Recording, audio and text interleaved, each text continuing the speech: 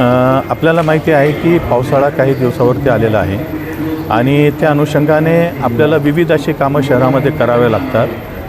त्यामध्ये धोकादायक इमारती असतील, रस्त्यावरील खड्डे असतील, नाले सफाई असतील किंवा इतरसुद्धा ट्रॅफिकच्या संबंधातले विषय असतात, झाडांचे पुरवणीच्या संबंधातले विषय असतात। हे असे विविध कामं शहरामध्ये आपल्याला पार पाडावे लागतात आणि यामध्ये शहरामधील जे आपले शासकीय यंत्रणा आहेत त्या सगळ्यांचा सहभाग असतो।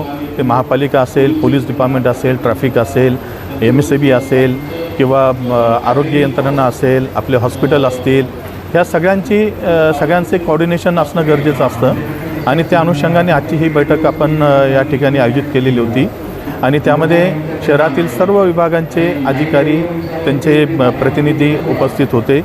विविध विषयावरती या ठिकाणी चर्चा झालेली आहे, कोऑर्डिनेशन झालेलं आहे, कोणता विषय कधी